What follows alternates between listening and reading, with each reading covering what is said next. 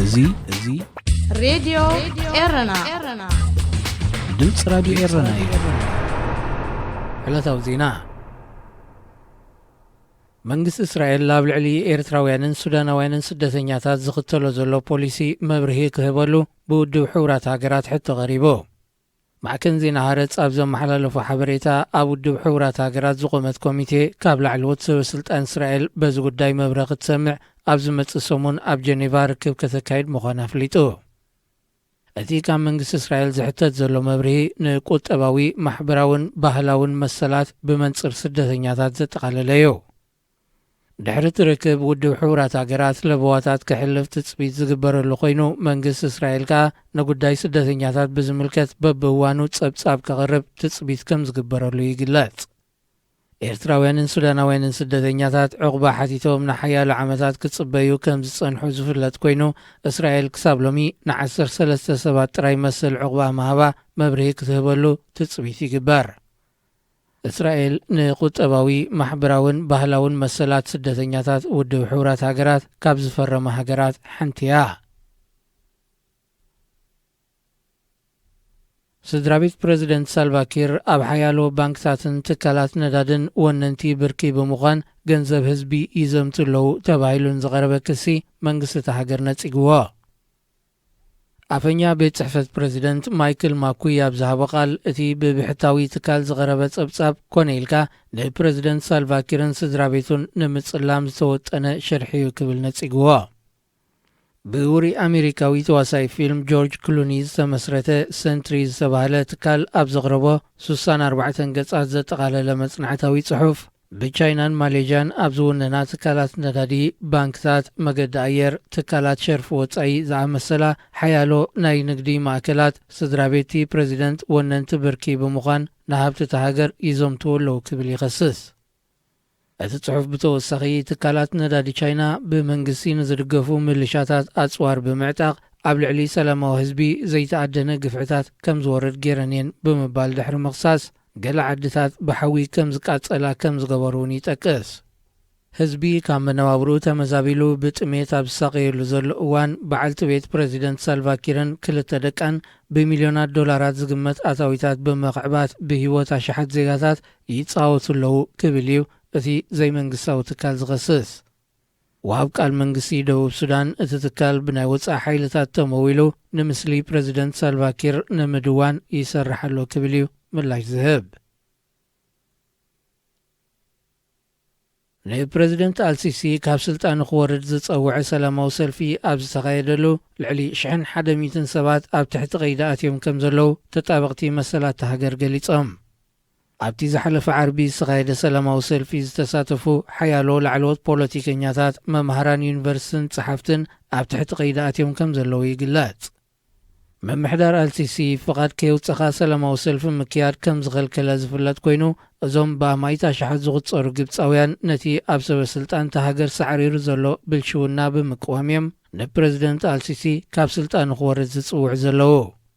ነቲ ሰላማዊ ሰልፊ ዘአንገዳ ሓያሎ ከተማታት ግብፂ ሃዲአን እኳ እንተለዋ ሓይልታት ጸጥታ ኣብ ጎደናታት ብብዝሒ ተዋፊሮም ከም ዘለውን ሓሊፎም ሞባይል ናይ ሓለፍቲ መገዲ ብምህጋር ዝኾነ ምስ ሰላማዊ ሰልፊ ዝተኣሳሰር ትሕሶ ከይህልዎም ይፍትሹ ከም ዘለውን ማዕከናት ዜና ካብታ ሃገር ይገልጻ። ሓያሎቶም ኣብ ትሕቲ ቀይዲ ኣትዮም ዘለዉ ፖለቲከኛታትን ምሁራትን ኣብ ማሕበራዊ መራኸቢታት ኣንጻር አልሲሲ ጓስጓስ ኣካይድኩም ዝብል ክሲ ቀሪቡሎም ከም ዘለዉ ይዝሕበር። ተንታኒ ፖለቲካን ጸሓፍን ኣሰይድ ሓሰን ናፍዕ ሓደ ካብቶም ሃልዋቶም ጠፊኡ ዘሎ መምሃራን ዩኒቨርሲቲ ካይሮ ምዃኑ ተጣበቕቲ መሰላት ይገልጹ።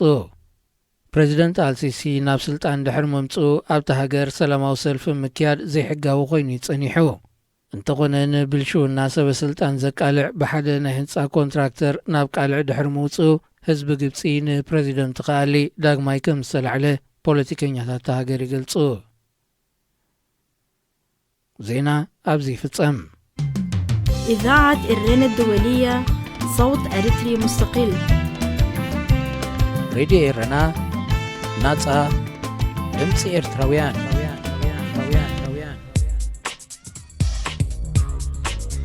መደብ መንስያት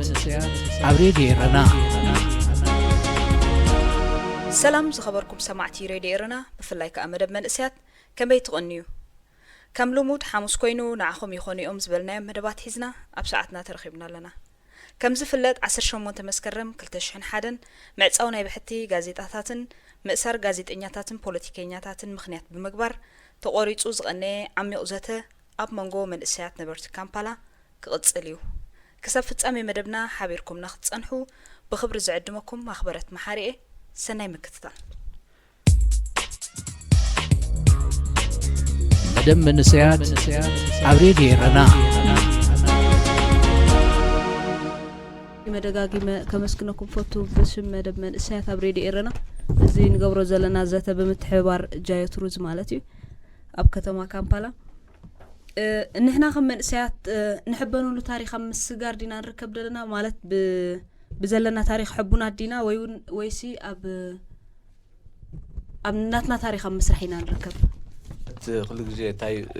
ታሪኽ ምስራሕ ብመንጽርቲ بخمس معك أني أقول أنا نوعلي كل جزء تاريخ سرح صراحة مت صعب صراحة قال ساعات أنا إذا تاريخ نوعله هجينا حدا عبي زخنا تاريخ جرنا نزارب لا نخل من البعض ويك أحد نابنت عن طريق تغيس يعني رسي ناي سوساتات من إسيات وين 5 ساعات من إسيات ناي 4 ساعات من إسيات تاريخ شريح من بلنا أبنت أبي أرترا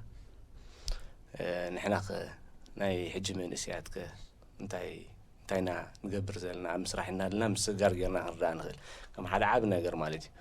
لابنت كاب بجزء خنريو تبوي بزح وان تداغاغم جزء لا حجي نستوع على لا تخينا بزاز ربع كل تشحن سلستن قلب بلا قال جزء حنت خدتن قال لوطي زغبرا ناي تاريخنا تبتاتو ناي تاريخنا تبعت انت را نستوع على الله خوينا مغنياتو تسدت من سيف زعوا سدت نقحلو جزء شويو نحد سب إذا عنتوي تلعيلان يرى تمهاري الكاس رادي سوى أخي قبل الله جمر زي شعاع لكعتها نت بتاع يا تمن إسي قال إني إشتي تاريخ مسرح جمير حج بسدة جمير مالتي إذا حدا نقر سريحه مالتي إذا حجي بخال عين خلون كم حدا عاب نقرأك مثلا خون جن قال نقر سي تسريحه قاب شو عسق حج مالتي 10 قال ملعمت تزعبي استسرح بجبط انت تخون خل لابنت تي قدميو تمن اسي قاومولو زخل كستايسي منقد خل اي رأي تقومون الكلنا لابنت نسدتكم غيرنا نقول تنخيلنا لابنت ما حد ميكانيزم سفتيرو انا سايت عاملن ساكن صوز بلسي يوصل لابنت قاومو لخت بالكلخا انصرت اب عد زلو محدرا مالك انصرت اي تسامع مالتي مست اكايد كم حدا كم نتبس كنرينا نخيلنا مخنيات ابت وانتي قالنا يلوطي مدرخ نيريو ابو قال تاريخ تشريح نبل نخيلنا اذا كن انتي ابزي غون زي احمد زلوا تزعبي تاريخ كن بحجيو تسرح تمن سيسي اي بحقي ابز وان زيو حدا نوبسو تاريخ سرح على الله كل سب مالسي ترانسفورميشن اللي نالو بقلا وان ولا شحكوا عن توي دحان علنا وهم السياحات قالتوا لكم بزح لو تخمزر لنا زلوجن كنصحته يبلنا حج التاريخ دعابي نصرحوا خمن اسيات بحج اذا ما انت حدا نفسنا بملواط مالتي بدحريو خا تنقحتنا ابقله درجه بصحنا بزخونه سي كم من اسي كم ايرتراوين من اسيسي حدا عب نجر قال يصبينا خم زلوس كل ناس كراينا قال خلالو يصبينا له مالتك كأتي نحبنا له تاريخ ندس نسجاجرو زلنا نحبنا له تاريخ قال له الكادو تقمت كم من اسيات حجي مالت انا عجب نفسي كري خلقسي قال له العبيتي دغزاوتنا قال نجر نا را خلوني خاتعبي دا وسر كقبون قال كم موديل توصدهم قال نجرات له حجي بتخكل انا حجي نزوم لك عبد شعد يوم عبيت النور وحجي انا حين زومنا اشتغل هم هو لايك اللي حجي مالت ابتي نحناس نزومنا اشتس نحبونه التاريخ قال نور اتي ولدو اتي ويت من اسي يا كساب حجي كساب حجي خري يقول لك مجمرت أنا بتيا تعيش مخن متنا بتيا اسكن نحبون التاريخ سي قال لنا دي تمنسي أوكي هو حجي كساب حجي كم من سي هو بتي دات نقرنا زعبنا بتي دا سمعنا وزمتنا بتي خولدنا خبت حبرت سب كابتنا أمنو منجي دا تقبلنا بزمتنا تعيشون هو حد نحبون له تاريخ علينا كساب حجي نسقاقروا لنا دنعو نسقاقرو مالت نبت زمت ولدس نحلفو لنا قديتنا يمسقاقر قديتا لنا ايوا سو اوان نسقاقرو لنا الى حسب كما يمثلك ولاكو ابز غزي تي نحبون له تاريخ جماعه معيلو كالخ جماعه تاريخ اندي يسفت زمت زلو غلطات ابتي تاشمو قينا لنا كنقرع علينا يبلنا غلطات حجي زلو ستيشن فلاي مالتي معناته معت كابزعاتي ولاتي تنفولطو قدلس معت حجي حدش قدلي قاين قارنا له قال مالتي كن كساب حجي زولو دزي ناي بزحناتو تاريخ صريحو ايبلوني يسغاغر يزول يسغاغر كاتاي مالتي بزح ناتنا تاريخ صريحنا ايبلني منالبات بمسرتو نابتي تاريخ زبال كنتاي يقالو يمكن متصنخل منالبات عليك زبولو شعتي تموصاس تاريخ ديوتي متفاقبت هاجر تي مسدات خمس حجي هاجر مبداماسي تاريخ ديو قال لي بزح تاريخي ويون حدا فصامه خون خيلي وكن بزح تاريخي حدا اونتاو زغرع تاريخي لا يقولصن كاوناو كن از ولودوزي بتسمعوا زمت بت برين واش زغونو بتي زغرعلو بتي ولا ستيلنا وحجي حدا بوليتيكاوي نقحت زي بولسب نتاع بعلنا صنت نتاع ناي سوات قلقني خبراي اذا حجنا تزفولطو تاريخ نتي زغرعلو تاريخ معج مالتي እዚ ወለዶዚ ሕጂ ይحلف ኣሎ እንተስ አሚኑ እንተስ ተገዲሩ ፍላይ ውሽጣ ሀገር ዘሎ ማለት በአርት በጽሕፈት በመጽሐፍ በፊልምታት በናይ መድረክ ድራማታት ገለ ብዝካአሎ በኢንተርቪዋት በገለ እቲ ወለዶ አና ይحلف ዘሎ የሰጋግሪ ዘሎ ኢላ ገልጽ ኸል ማለት حراي نحنا نحبنلو تاريخ امسغر دينا نركب ولاس ناتنا تاريخ امسرح ابتي نحبنلو تاريخ امسغر دينا نركب تبل قرب فلاي مزحجي زفتر زلو كمزي تزبزح سنعنو وينا زلنا مناتو بصح نيغر مصيونتي وي ونحنا خا انا كمان سي زحبنلو تاريخ زنزن سريح زبل خا يبلين مالتي منالبات نتستقبلكو تاريخ بزغبا يحلفو ويونعو عقبي لخدي نسكنا تكاب ولق اسبات كفاله ግን حفشه وتري خلخا ابون بزح مفراس يمصل ማለት ስለዚህ እቲ ንሕና ንሕበነሉ ታሪኽ ምስጋር ዲና ንርከብ ትብል አልባት የለናን ከይብል ቁርብ ተሰክፈኛ ግን እሳ ክሰግራ ከምዘላ ካለ ግን ናትና ታሪኽ ምስራሕ ዲና ንርከብ ትብል ግን ኦ ንሕና ታሪኽ ንሰርሕ ኣለና አንተም ጽዋን ሕጂ ታሪኽ ክልተ ነገር ይሕዝ ዘሎ አውንታው ከሆነ ኸል አልታው ከሆነ ኸል ማለት ፍጻሜ ማለት در حق ፍጻሜታት حقኛ ፍጻሜታት ተኾይኖም እዚም ከም ታሪኽም ዝስነዱ ወቃ ፍጻሜ ናይቲ ዝነበረ ወለዶ ናይቲ መንእሰይ ማለት እቲ ንሰርሕ ዘለና ታሪኽ ግን ይሕብነናን ይሕብነናን እንተይልኻ ኢናኻ እወ ክንሕበሉ ንኽእል ኣይንሕበሉን ሕጂ ንኣብነት ሓደ እቲ ናይ ስደት መንእሰይ ኣብቲ ሃገሩ ዘሎ ኩነታት ጸሊኡ ንዕኡ ኣብዩ ክወፅእ ከሎ እዚ ታሪኽ ግን ከዓ ንሕበነሉ ታሪኽ ኣይኮነን ስለዚህ እቲ ማዓልታዊ ፍጻሜታት ዝካየድ ዘሎስ ሓደ ታሪኽ ኤርትራውሲ ታሪኽ ኤርትራው እኩል ተጻሒፍ ኣሎ ኣብ ባሕሪ ኣሎ ኣብ ሲና ኣሎ ኣብ ኤውሮጳ ኣሎ ኣብ ምዕራብ ኣሜሪካ ኣሎ ሕጂ ኣብ ኩሉ እዩ ዘሎ ትናቱ ታሪኽ እዚ ታሪኽ እዚ ግን ንሕበነሉ ዲና ኣይንሕበነሉ እንተልና ግን ኣዎ ኣነ ኣይሕበነሉ እየ ምክንያቱ ኣብ ግዜ ብዙሕ ነገራት ክጭብጦም ወይ ከዓ ከማይ ናተይ መንእሰያት ኮይነ ኣብ ዓደይ ኣብታ ተወሊድ ዝዓበሉ ሃገር ኣብ ብዙሕ ነገር ከፍርዮ ዝኽእል ከስርሕ ዝኽእል ናተይ ጉልበት ካልእ ሕብረተሰብ ዝህልኮ ዘሎ ዝበልዑ ዘሎ ኣነ ንኻልእ ሕብረተሰብ ዘገልግል ዘለኹ ማለት እዩ ስለዚ ነቲ ኣነ ተወሊደ ዝዓበኹሉ ሕብረተሰብ ክሳብ ዘገልገልኩ ኣብ ውሽጡ ኮይነ ከዓኒ ምስኡ ክሳብ ዘይሃለኹ ግን እዚ ታሪኽ እዚ ይሕበነሉ እየ ወይ ከዓ ኣወንታዊ ታሪኽ ክብል ግን ኣይክእልኒ ማለት እዩ ኣነ እውን ምስ ናይ ፍሻለ ዘምፅኡ ሓሳባት كسامع يخلي مغنياتو تي استفترة كم تعنتو أليكس بلا مجمرتا سب ويتمنسي ناي جزارس لوتك متصالو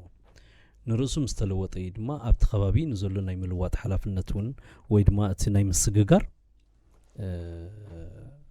مدرك كم تغزقل مالجي سلازي نتي كنحبونا لو نقل تباهيل زفلسي መጀመሪያ በትክክል ናባና መጽዲ ናብዝ ሕጅ ዘሎ ወለዶ ንሕናውን ናይ ምስግጋር ዓቅምና ክሳብ ክንደይ ንቕሓቱ ወይ ድማ ተጻዋሩነቱ ነቲ ኩሉ ዘጋጥሞሲ ከመይ ምናልባት ክጻወር ስለ ዘይካለ ስቂዱ ዓዲ ገዲፉ ናይ ምውፃእ ወይ ናይ ስደት ሓደ ከም መርኣያ ክስታይ ክኸውን ይኽእል እዩ ምናልባት እዚ እውን ብኣወንታዊ ወይ ድማ በቲ ኣሉታዊ መልክዑ ክልካዕ ይኽእል መስለኒ ነቲ ዝወሰዶ ስጉምቲ ግን ናብቲ ዝቕፅል ወለዶ የመሓላልፈሎ ድዩ ወይ የሰጋግረሎ ድዩ ክብል ኣይክእልን ኣነ ማለት እዩ ኣነስ እንታይ ምበልኩም ኣብዚ ዝናትና ወለዶ በዝናትና ወለዶ ዝሕበነሉ ታሪክ ኣሎ ኢለ ኣይ ኣምነን ከመይ መሲሉካ ሓንቲ ኣብነት ከምዝ ኣብ ከረን 2012 በዓልቲ ናጽነት ዝነበረሉ እዩ ላዛ ህፃናት ገለ ዝበሃል ነይሩ ኣብ 2012 እያ ምስለኒ ሕጂ ከይዶም ነቶም ቆልዑ ይሓትዎም ነይሮም ምስ ዓበኻስ እንታይ ኢኻ ክትኸውን ገለ እንዳበሉ ይሓትዎም ነይሮም ሓደ ቆልዓ እንታይ ንመሊሱ ምስ ዓበኻ እንታይ ኢኻ ክትኸውን ኢሎም ስግረዶብ ክሰግር ኢሎም ስግረዶብ ክሰግር ምስ ዓበኹ ስግረዶብ ክሰግር ሕጂ ከምዚ ገሊኡ ከምዚ ፓይለት ክኸውን ገለ ኢኻ ትፅበምሽ ስግረዶብ ክሰግር ኢሎም እዚኣ ኢና ንመሓላልፋ ዘለና ማለት እዩ ከምዚ ዓይነት መፅያ ኩሉ ሰብ ይሽዑ ስታክ ኮይኑ ቀዚዙ ገለ ማለት እዩ ሕጂ ኣነ ኣብቲ ናይ ድሕሪት መፅአ ኣብቲ ናይ ካብ ድሕሪ 91 እቲ ዝሕበነሉ ታሪክ ኣለኒ ዋላ እቲ ካልእ ዝተደሽተለ ታሪክ ዋላ ይሃልወና ሓንቲ ዝሕበነላ ታሪክ እዛ 10 ሰነ ላትኒ ንኩሉ ዝተሰውእ ነታ መሬት መስኡ ብምኽባር ጥራይ መስኡ ዝረኸበላ እሱ በዚኣ ሕበን እየ በቲ ካልእ ታሪክ ግን ሕጂ ምስ ወፃኹ ብፍላይ ኣብ ኩለን ውድባት ዝነበሩ ዝተሰውኡሉ ታሪክ ዝተፈጸመ ስለዘይተነግረኒ ይሕበነሉ እየ ይብልኒ ናይቶም ኩሎም ጀጋኑ ኣቦታተይ ዝተሰውኡሉ ታሪክ ብዝግባእ ተማሂረ ተዝነብር ክሕበነሉ ኽእል ብናይ ሓንቲ ውድብ ዝነበረት እየ ተማሂረ ዓብዪ ኣነ እነሱ ጥራይ ዝመስለኒ ነይሩ ዳሕራይ ምስ ወፃኹ መዓት መጽሓፍቲ 100 ኣንቢበ ገለ እቶም ስውኣት ግን ኣብ ኩሉ ውድባት ዝነበሩ ከም ስውኣት ተቖፂሮምስ የኽብሮም እየ ንኩሉ ከዓኒ ኣብ ጀብሃይ ንበር ኣብ ሻዓይ ንበር ከዓኒ ዝተሰውእኻ ተሰዊኡ ውላድኩም ኢሉ ተነጊሩ ነቲ ወላድ ማለት እዚ ናተይ ዝሕበነሉ ታሪክ እዩ ታሪክ ዝሰርሓሉ ግን ኣኸላኻ ሓትካ ሓንቲ ነጥቢ ታሪክ መንእሰያት ኤርትራ ከም ዝበልካዮ እቲ ታሪክ ኣብቲ ዝነበረ ግዜያት ሽዑ ማለት እዩ ታሪክ ኤርትራ ከም ኤርትራ ወይ ታሪክ መንእሰያት ኤርትራ ታሪክ ገድሊ ጥራሕ ድዩ ኖ ኣይኮነን ንሱ ኣይኮነን ማለት ታሪክ ክበሃል ከሎ ኩሉ ግዜ እዚ ከምዚ ኣብ ታሪክ ገድሊ ጥራሕ እዩ ዝመጽእ ቀልጢፉ እቲ ሕጂ ከምዚ ነናትና ነንእሽተይ ክንወስድ ስለ ዝኾነ በብኹርንዑ ኣሌክናቱ ኣልዒል ነይሩ ኩላትና ነናትና ማለት እዩ ሕጂ በብክስታይ እምበር ታሪክ ክበሃል ከሎሲ ኩሉ ክስታይ ነናቱ ታሪክ ሲ ኣለዎ ማለት እዩ ሕጂ ኣብቲ ናይ ድሕሪ ናጽነት ስጋብ 97 ዝመፀ ደሓን ነይሩ ክኸውን ይኽእል እዩ እቲ ናይ ሓደ ክልተ ብኤርትራ ክልተ ሰባት ይህሉ እዮም ኣብ ኤርትራ ኒው ጀነሬሽን ዝበሃሉ ነይሮም እቶም ኣብ ፖለቲካ ዝዋስኡ ዝነበሩ ከዓኒ ገሊኦም ናይቲ ዝነበረ ስርዓት ጊላ ኮይኖም ገሊኦም ከዓኒ ኮኒኖሞ ገሊኦም ዝተኣስሩ ገሊኦም ከዓ ዝወፁ ማለት እዩ ሕጂ ብድሕሪኡ እቲ ማስ ሜድያ ምስተዓፅወ እቲ ናይ ሜድያ ምስተዓፅወ እቲ ኒው ጀነሬሽን ዝነበረ እቲ ታሪክ ዘስግር ግን እንታይ ኮይኑ ሽዑ እቲ ማስ ሜድያ ከዓ ተዓፅዩ ማለት እዩ 2001 ብወግዕ ምስተዓፅወ ዕለት 18 ከባቢ ኣብ ናይ ወርሒ መስከረም ነይሩ መስለኒ ሕጂ ምስተዓፅወ መስተንፈሲ ሲኢኑ ሰብ ሽዑ መስተንፈሲ ምሳኣነ እታ ሕማቕ ስጉምቲ ማለት እዩ ጌጋ ዝገበርናያ ማለት እዩ ስደት ዝበሃል ተጀሚሩ ማለት እዩ ሕጂ እዚ ናይ ንሕበነሉ ታሪክ ዘይኮነሲ እቲ ታሪክ ትራጀዲ ታሪክ እዩ ትናትና ወለዶ ሕጂ ትራጀዲ ታሪክ ኣለዎ ሕጂ ኣብ ታሪክ ክጽሓፍ ትዘሕዝን ታሪክ እዩ ዘለና ማለት እዩ ሕጂ ነቶም ንኣሽቱ ኣብቲ ላዛ ዝበልኩ ኾይ ናብቲ ጀመርኩላ ብኣኽዛዝም ነቲ ንእሽተይ ቆልዓ ምስ ዓበኻ እንታይ ክትገውን ኢኻ ትብልከሲ ስግረዶብ ክኸይድ ክጠፍእ ገለ እዩ ዝብል ሕጂ ንሱ እዩ መቐይሮ ዝመስሎ ገለ ማለት እዩ ሕጂ ነዚ ከምዚ ጠጠው ኮነብሎ ተኾይና ግን ንሕበነሉ ታሪክ ክንሰርሕ ኣለና ወይ ክንሰርሕ ኢና ንብል ተኾይና ግን ነቲ ከምዚ ዓይነት ንዕኡ ጠጠው ንኸነብሎ ክንቃለሰሉ ክንዕወተሉ ዓብዪ ክስታይ ሕጂ ኣብ ዜሮ እንዲና ዘለና ወይ ትሕቲ ዜሮ ነዚ ካብ ዜሮ ከመይ ጌርና ተበጊስና ከነዕውተ ግን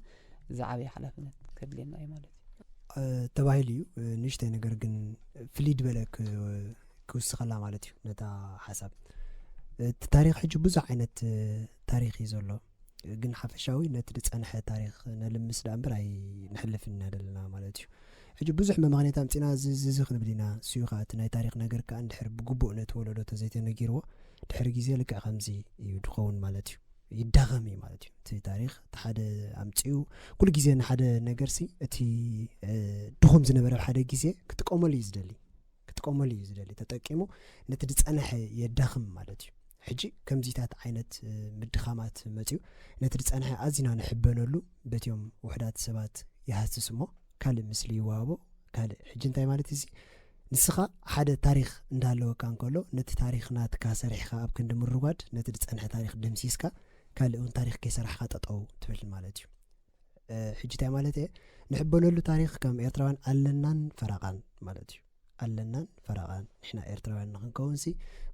ብዙሕ ታሪክ ኣለና ማለት እዩ ካብ ኣቦታትና ዝመፀ ካብ ኣሕዋትና ዝመፀ ኣነ እናተይ ታሽሙ እዩ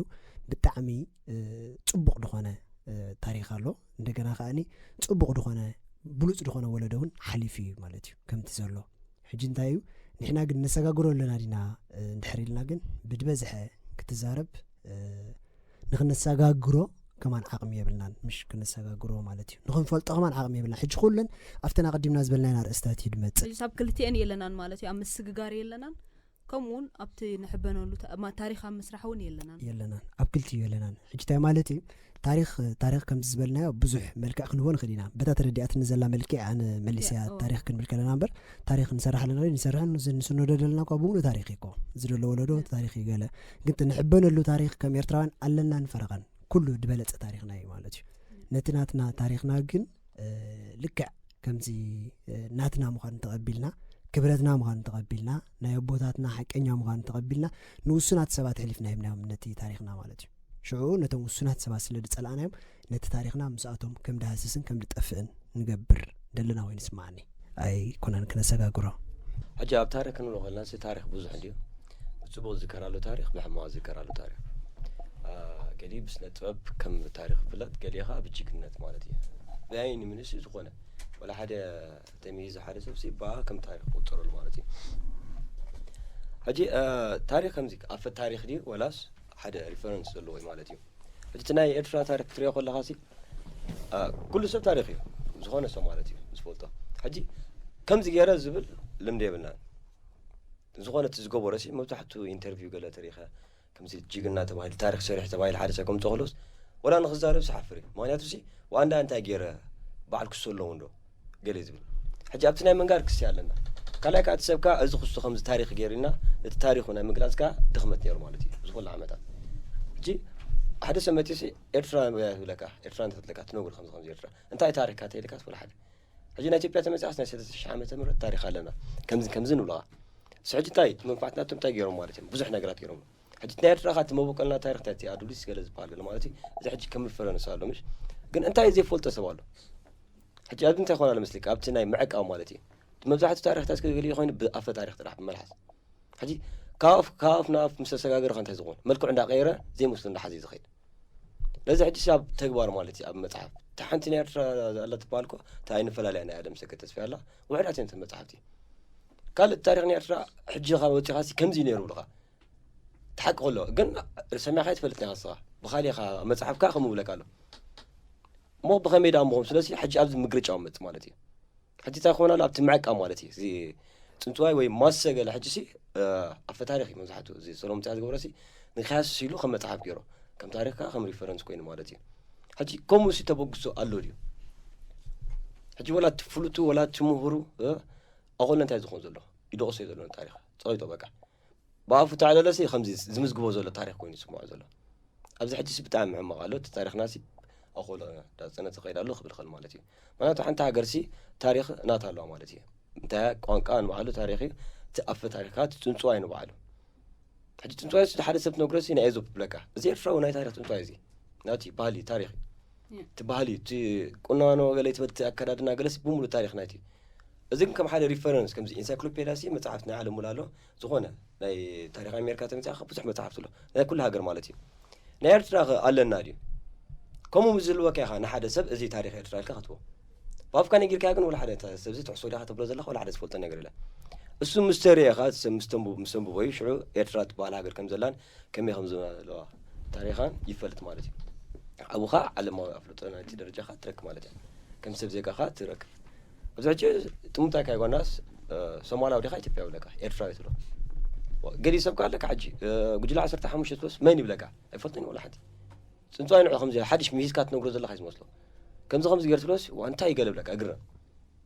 ما ناتك أو قال لي عج تاريخ تحكي على فيسبوك تحفظ كم زخمس لولو قل ما عرف إني حق يعني 100% ناخذ ويد ما أنتي قال لي سب حسيت مخالفة فلتو خلي ريخ مزارع تمل سبك حج بوت صدف مالتي أبتم معك قبل خايل تاريخ المتحف نسي بتعمي يلا نانك بالخلانة ترى من إسات سجودي لله أب بتعمي ولا من إسات يكونش ولا تبع التاريخ زي تاريخ خنا قرزيك تاريخه أي بلني زولا تاريخ نمنجار كسب كندي تي بايتاخ زلنا مالتي نايم السجار مالتي